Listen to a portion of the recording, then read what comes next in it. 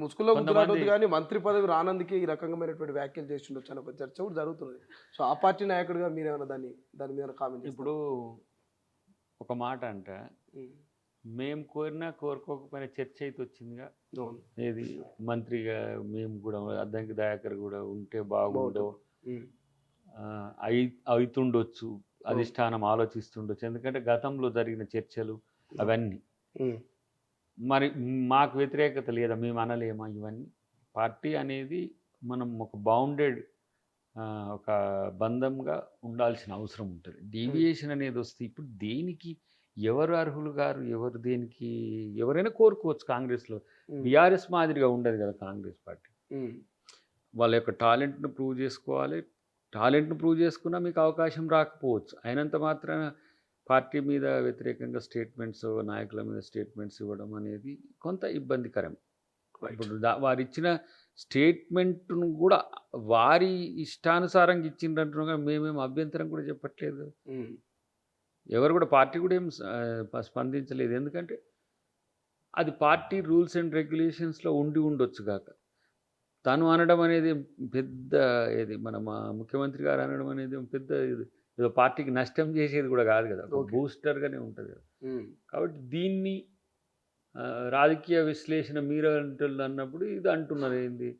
ఆహ్, పార్టీ నియమావళిలో ఇట్లా లేదుగా ప్రకటించుకోవడానికి, అట్లా లేదుగా ప్రకటించుకోవడానికి అట్లా ఉంటది. హ్మ్. మనం ఇట్లా బయట అనాలనేది గూడా లేదు గదా! ఓకే. సో, అది కొంచెం రాజకీయ వర్గాల్లో చర్చ జరగడానికి, హ్మ్. ఇంకోటి నేను ఉన్నా అని చెప్పడానికి, మూడవది ఒక రకమైన ఏమంటాము కోరుకునేటోళ్ళందరికి గూడా మళ్ళీ ఆశలు కల్పించే విధంగా గూడా రాజగోపాల్ రెడ్డి గారు అన్నది ఉంటది గదా! ఓకే. కాబట్టి నాకున్న అంచనా గూడా ఏందంటే, రేవంత్ రెడ్డి గారు చాలా పటిష్టంగా పనిజేయడం అనేది గాదు. హ్మ్. ఒక ఒక విజనర్‌గా ముందుకు పోతున్న క్రమంలో తను అంటున్న దాన్ని మనం తప్పుపట్టడం కంటే వీలైతే సహకరించడం మంచిది అని. సరే మాలాంటోళ్ళము ఎప్పుడైనా పాజిటివ్‌గానే మాట్లాడతాం, సహకరించే ప్రయత్నం చేస్తాం. కానీ డీవియేట్ అయితున్నప్పుడు పార్టీకి జరిగే ఇలాంటి ఇబ్బందికర పరిస్థితులు గూడా హ్మ్. తెలుసుకొని అంటే ఇప్పుడు మేము లోపల మాట్లాడుకున్నాం అనుకోండి. అది లీక్‌గానో లేకపోతే ఇంకో రూపంలో వచ్చిందనుకోండి. ఓకే. అది వేరుంటది. హ్మ్. బట్ ఓపెన్‌గా డిస్కషన్ చేసేప్పుడు కొంచెం మాకు ఇబ్బందుంటది. గూడా ఇబ్బందే ఉంటది. ఇప్పుడు మాకేమన్నా రాజగోపాల్ రెడ్డి గారు మాకేమన్నా వ్యతిరేకమా? హ్మ్. ఆయన గూడా ఒకరోజు కాంగ్రెస్ పార్టీలో ఉన్నప్పుడు ఆయన గూడా పీసీసీ పోటీలో ఉన్నాడు. పీసీసీలో ఉంటే సీఎం గూడా కావచ్చనే ఆలోచనలు వారికప్పుడున్నాయి. హ్మ్. ఆ డిఫెక్షన్ ఒకటి వారికి ఇబ్బందయింది తప్పితే, ఆయన గూడా మంచిగా పార్టీ కొరకు కొట్లాడిన లీడరే గదా! రైట్. కాబట్టి మీరు కావడానికి బేస్ ఏర్పాటు జేసుకోవడం అనేది చేయాల్సిన అవసరం ఉంది. ఇప్పుడు ఎంతమంది వెంకటరెడ్డి గారు గానీ, దామోదర నరసింహ గారు గానీ, హ్మ్. లేదంటే ఉత్తమ్. ఉత్తమ్ కుమార్ రెడ్డి గారు గానీ, భట్టి గారు గానీ, ఇట్లా హ్మ్. అప్పుడు లిస్ట్ మొత్తం చాలా పెద్ద ఎత్తునే ఉండే. హ్మ్. జగ్గారెడ్డి గారు గూడా రేస్‌లో ఆ మధ్య జగ్గారెడ్డి ఒకసారి గారు గూడా నేనేం సీఎం తక్కువ అయితన్నారు. అనను. హ్మ్. ఇట్లా ఎవరైనా కోరుకోవచ్చు. హ్మ్. దాంట్లో ఎవరిని గూడా మనం అభ్యంతరకరం చెప్పాల్సిన అవసరం లేదు.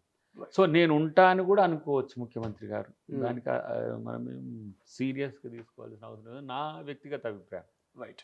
సో, ఇక కాంగ్రెస్ పార్టీ ఎమ్మెల్యే శ్రీ గణేష్ మీద రాత్రి దాదాపు 30-40 మంది దాడి చేసే ప్రయత్నం చేసిరనేది ఆయన పీఎస్‌లో కంప్లెయింట్ కూడా పెట్టిండు.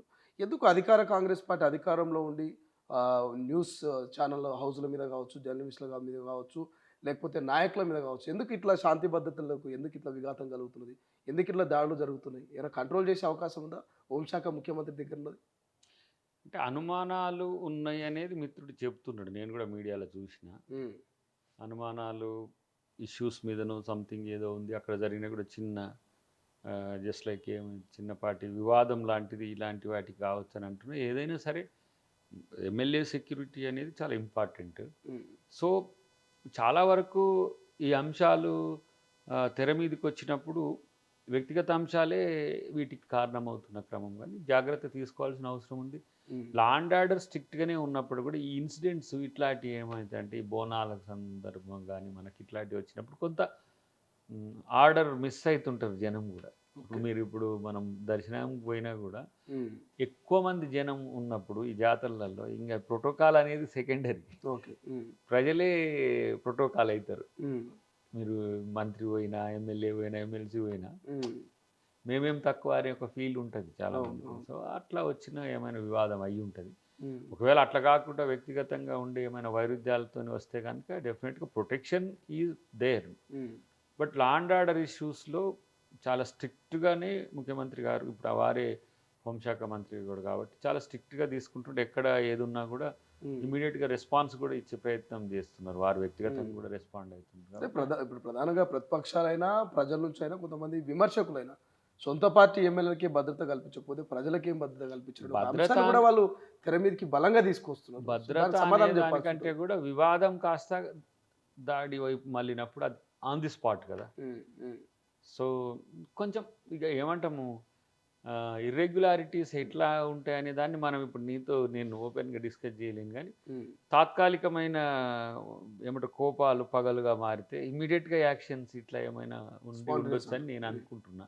ఉమ్, సో ఏదేమైనా కూడా కాషియస్గానే ఉంటుంది. ఇప్పుడు మాకు కూడా చాలామంది చెప్తుంటారు ఇట్లా, ఉమ్, సార్ ఇట్లా ఏమంటాము సోషల్ సెక్యూరిటీ ఉమ్, పోతున్నప్పుడు సీరియస్గా ఇమ్మీడియట్గా ప్యానిక్ అయ్యే ఇన్సిడెంట్లు కొన్ని ఉంటాయి. అట్లాంటప్పుడు ఉమ్, మీరు ఏమంటారు ఎక్కువ వాచ్ పెట్టాలి, సిటీఎమ్స్ కానీ లేకపోతే ఇట్లాంటివి కానీ హైదరాబాద్ ఎక్స్క్లూజివ్గా. ఎందుకంటే ఉమ్, ఆ, ఒక రకమైన ఉన్మాదంతో కూడా జరుగుతున్న సంఘటనలు ఈ మధ్య మనం చూస్తున్నాం. అవును.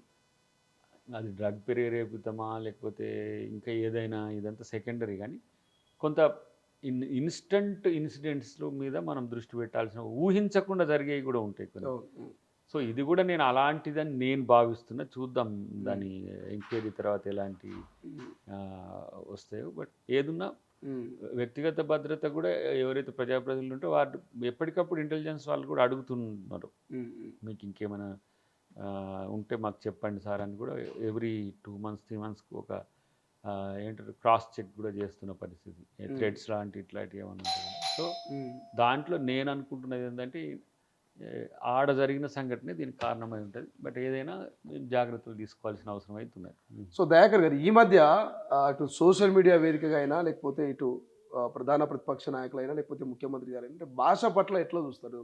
ప్రధానంగా కేటీఆర్ తిట్టినని మీరు తిట్టినని వాళ్ళు. సో భాష కొంత హద్దులు దాటుతుందనే ప్రచారం కూడా జరుగుతుంది. ఈ మధ్య కాలంలో కేటీఆర్ చాలా వ్యాఖ్యలు చేశారు ముఖ్యమంత్రి గారి మీద, చెప్పలేనటువంటి వ్యాఖ్యలు కూడా. సో ఎట్లా చూస్తారు ఆ రైతురే అంటూ? రెచ్చగొట్టే ధోరణితో ఉన్నది. ఎందుకు అని అంటే రెచ్చగొడితే రెచ్చిపోయి ముఖ్యమంత్రి గారు ఏమైనా ఆయన మీద కామెంట్ చేస్తారేమో అని. ఏదో సినిమాలో ఉంది బీట్ మీ అని బ్రహ్మానందం అంటాడు, అట్లా అట్లా కనపడుతున్నది నాకు.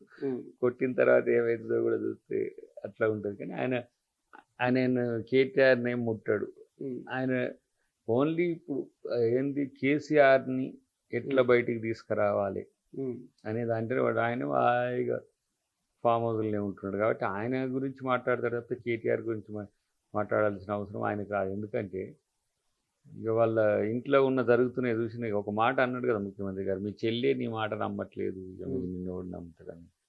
లేదంటే వాళ్ళ జరుగుతున్న వైరుధ్యాల్లో మనోడు ఛాంపియన్గా ముఖ్యమంత్రిని టార్గెట్ చేస్తే నేను ఈ ముగ్గురు ఇట్లే నేను ఎలివేషన్ అవుతా అని ఆయన అనుకుంటున్నాడు. కాబట్టి దానికి రెస్పాన్స్ అవసరం లేదని వారు అనుకోవచ్చు. దానివల్ల మనోడు ఎట్లనైనా మాట్లాడదామని అంటే బయటకు వస్తాడేమో, వచ్చి నన్ను తిడతాడేమో, నన్ను కూడా తిట్టాలని బీట్ మీ అన్నట్టుగా చేస్తుంది. కాబట్టి దానివల్ల వ్యక్తిగతంగా తను పతనం అవుతున్నది అర్థం కావట్లేదు.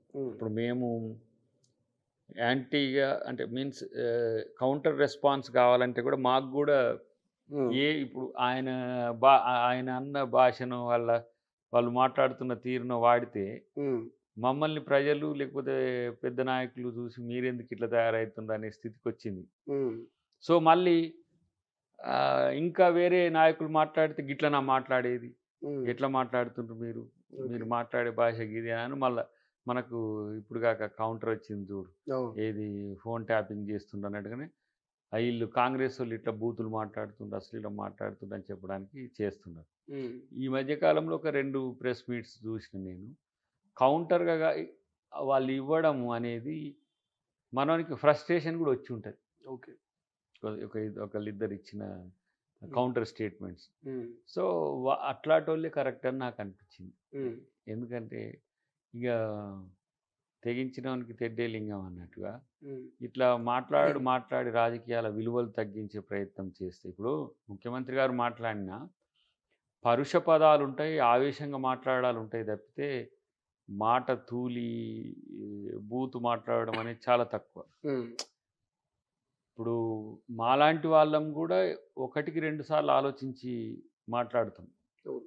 అశ్లీలం బూతులు అనే విషయం అనేది ఎక్కువ వచ్చినాయి అనుకో, అది పెద్ద సమస్య అవుతుంది రేపు. ఇప్పుడు ఉమ్, ఒక్క మీటింగ్లో మునుగోడులో మాట్లాడిన దానికి ఎంత పెద్ద ఉమ్, వచ్చింది. అది కామన్ వర్డ్ సొసైటీలో అయినా కూడా ఉమ్, మీనింగ్ చూస్తారు కదా అవును. ఎవరైనా. కాబట్టి అలాంటి వస్తే ఏంటంటే ఈ రాజకీయ నాయకులు ఇంతే, వీళ్ళకి సిగ్గు లేదు, ఇట్లాంటి మాటలు మాట్లాడతారని జనం అనుకునే స్థితికి దిగజార్చొద్దు రాజకీయ వ్యవస్థను. ఉమ్, ఇప్పుడు అవమానపూర్వకంగా మాట్లాడడం వేరు, ఉమ్, లేదంటే ఇజ్జత్ తీసినట్టు మాట్లాడడం వేరు, వ్యంగ్యంగా మాట్లాడడం వేరు ఉంటుంది. ఓకే. ఆయన ఎప్పుడు వ్యంగ్యాన్ని ఎంచుకుంటాడు ముఖ్యమంత్రి గారు. ఉమ్, వీళ్ళేమో ఇజ్జత్ తీసుకునే ముచ్చట్లు పెడుతుంటారు ఇప్పుడు బీఆర్ఎస్ వాళ్ళు. ఓకే. ఇట్లా అంటే మనం ఒరే ఏమో బాగా తిట్టిండ్రా కాంగ్రెస్ వాళ్ళని రేవంత్ రెడ్డి అనేటట్టు వస్తుందని అనుకుంటారు. కానీ ఉమ్, వ్యక్తిగతంగా వాళ్ళ విలువలు ఎంత దిగజారుతున్నాయో. నేనైతే కేటీఆర్ ఇది ఇట్లా మాట్లాడతారని నేను కూడా అనుకోలే. మేము ఆవేశంగా చాలా ఎన్నోసార్లు ముఖ్యమంత్రులను టార్గెట్ చేసి మాట్లాడి మేము కూడా మొదటి నుంచి ఉన్నాం మేము. కానీ ఏ రోజు సబ్జెక్ట్ ఓరియంటేషన్ ఉంటుంది తప్పితే వ్యక్తిగత హననం ఉండదు. మొన్న ఏదో మాట్లాడినప్పుడు ఉమ్, ఉమ్, ఇట్లా కేసీఆర్ గారిని ఉమ్, ముసలోడి ఆరోగ్యం బాగలేదు, హాస్పిటల్ ఉన్నాడో పోతాడో అన్నట్టు అని ఇట్లా మాట్లాడుకుంటూ వచ్చిన. ఈయన ఇట్టుంటే గీళ్ళు వచ్చి ఇట్లా చేస్తుంటే ఏందని అర్థంతో అంటేనే ఉమ్, చాలామంది ఫోన్లు చేసిండు నాకు. ఇట్లా ఉమ్, మాట్లాడతావా నువ్వు కేసీఆర్ మీద వ్యక్తిగతంగా?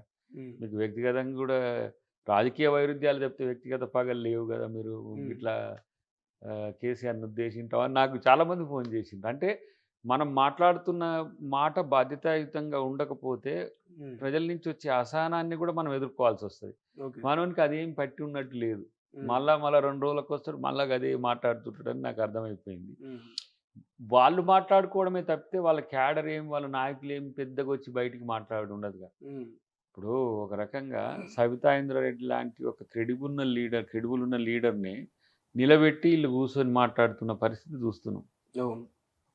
ఒక మహిళ అంటే ఇక్కడ కాంగ్రెస్ పార్టీలో ఆమెకున్న గౌరవం ఏంది, రాజశేఖర రెడ్డి గారు ఆమెను చూసిన తీరు ఏంది, ఆమెకు సొసైటీలో ఇంద్రారెడ్డి గారి సతీమణిగా ఉన్న గౌరవాన్ని కూడా కనీసం పక్కన కూర్చోబెట్టుకోవాలి. ఉమ్, ఇట్లాంటి కల్చర్డ్ ఫెలోస్ వాళ్ళు. కాబట్టి వాళ్ళ నుంచి ఆశించడం కూడా తప్పే మర్యాదను. ఉమ్, అంటే మీరు మర్యాద ఇస్తుండ్రా అని అడగొచ్చు కాక, రాజకీయ మర్యాదలకు ఓ పరిధి ఉంటుంది.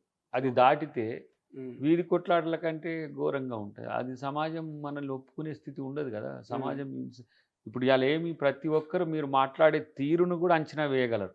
మాట్లాడుతున్న పదాల యొక్క అర్థాన్ని కూడా ఈజీగా పసిగట్టగల సామర్థ్యాలు ఉన్న వాళ్ళు మన ప్రజలు కానీ ఎవరైనా అబ్జర్వ్ చేసేటోళ్ళు కానీ చూస్తే అది పెద్ద సమస్య అవుతుంది. కానీ ఫ్రస్ట్రేషన్ మీన్స్ ఇప్పుడు జరుగుతున్న పరిణామాలు ఫోన్ ట్యాపింగ్ ఒకటి, కాళేశ్వరం ఒకటి. నేను ఇలా పొద్దుగాల మిత్రులతో మాట్లాడుతుంటే చర్చ వచ్చింది. ఉమ్, కాళేశ్వరం వల్ల ఎన్ని కాపురాలు కూలుతున్నాయి. ఓకే. అనిషా నుంచి అంటే అవినీతి నిరోధక శాఖ నుంచి ఎంతమంది కుటుంబాలు దొరుకుతున్నారు, అరెస్ట్ అవుతారు. ఇది లేకపోతే వాళ్ళు అవినీతి పనులు కాకపోవు కదా. ఇది లేకపోతే అంటే ఇట్లా ఇష్టానుసారంగా దోచుకోవచ్చనే ఏమంటారు భరోసా కేసీఆర్ నుంచో ప్రభుత్వం నుంచో లేకపోతే అంత పెద్ద ఎత్తున 200 కోట్లు, 1000 కోట్లు, 500 కోట్లు ఏంది?